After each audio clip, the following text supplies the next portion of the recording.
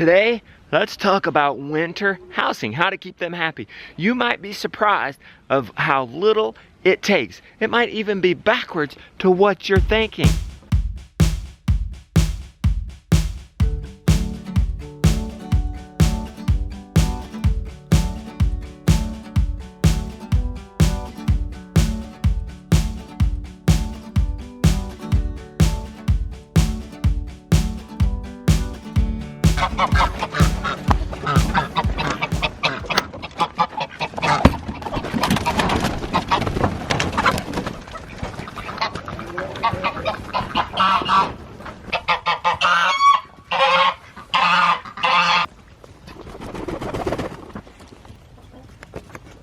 You guys enjoying your food?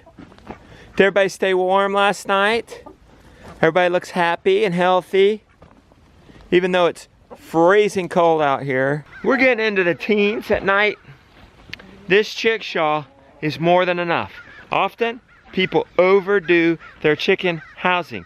I'm gonna talk to you about several different things to keep your chickens happy in regards to their winter housing. See the door? Wide open. It represents freedom, their opportunity to choose. You want them to be able to choose, do I want to go inside or out? They may have bird brain, but they're not that dumb. They know at least that. Do I want to be in or out? Don't shut them out, don't shut them in.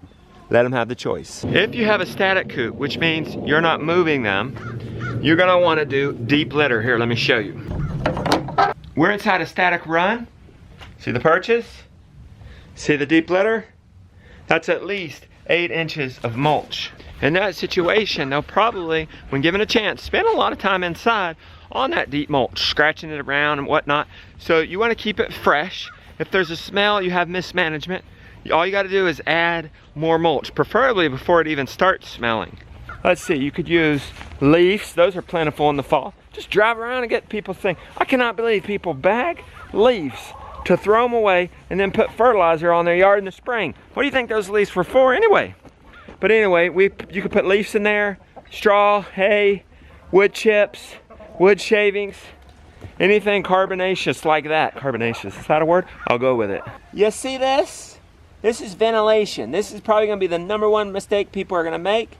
They're gonna make their coop airtight, too tight, thinking they're gonna keep the cold out, insulate it. The problem is when you do that, you create condensation and moisture from their breathing and whatnot, and it doesn't ventilate and get out, and that moisture then sticks on them, and you're still not getting it toasty in there, so they still get cold, and then that moisture can freeze and create frostbite. So open up the front, and like I said before, face it south. I can't say that enough. See, sun's about to come up right there, and it's gonna cross over and down. And this will be facing that the whole time. There'll be some chickens come in here and cuddle up. For your coop, if you don't have a chickshaw, open up the front, cover up the sides, face the sides and the back towards the north. This protects them from the wind, but notice here, I still have ventilation. I'm still not airtight. And you want your ventilation above where the chickens perch. You going to warm up a bit? Okay, you see that?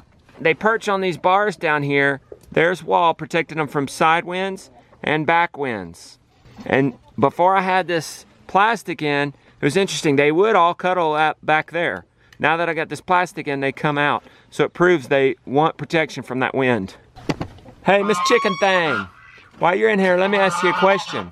How much, come on, we gotta let Donald calm down. Come on, Donald, we're trying to talk. Okay, Miss Thing, how much space do y'all really need? Okay. In case y'all didn't understand that, she said less than you think. Jeff Lawton taught me this. Do the surf's up. Okay? That's about 9 inches. That's a good rule of thumb, all they need per perch. So that's why I've been able to get 50 in here. And they cuddle up, even with that. They cuddle up, even in the summer, but especially in the winter. And that helps keep them warm too. But they do need to have the option to spread out. So keep it at least at that. Surf's up. Can you remember that? You still want to block rodents, even though you have a lot of ventilation. Notice, I don't have any openings bigger than 1 inch. That's a good rule of thumb. Do that and you're good. I say I have my front open, but I still have wire on here. Now this is 1/2 inch. And you can go with that everywhere, but on the bottom, the reason I have 1 inch on the bottom is to let the manure through. If you did this 1/2 inch on the bottom, I've had some people do that and write me and say, it cakes up, I gotta clean it up all the time, pressure wash it. No, you don't have to do that if you do 1 inch.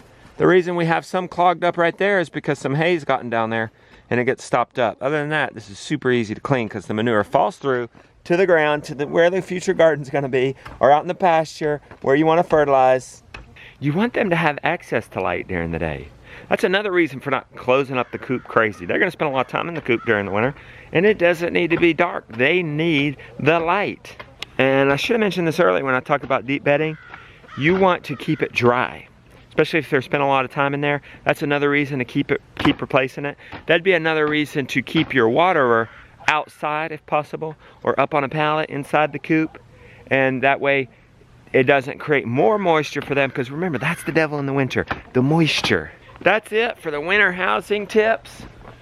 If you are interested in more of this kind of stuff for your chickens for the winter, I do have an article, 48 ways to keep chickens happy this winter. I'll leave it linked there and there. Enjoy.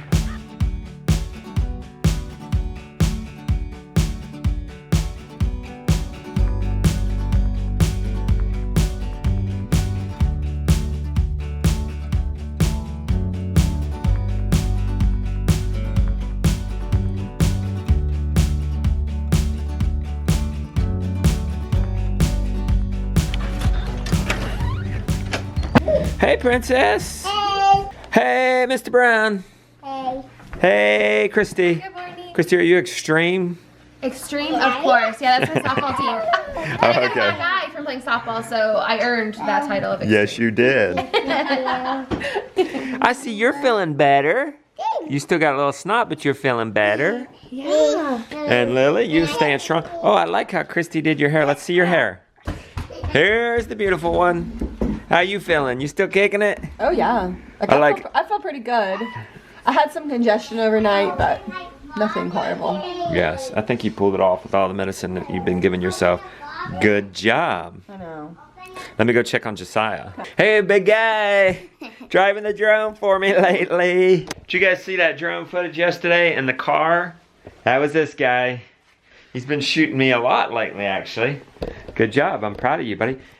You were wanting to buy a drone, but now you don't feel like you have to because you get to fly mine so much. Thanks, buddy. I appreciate it.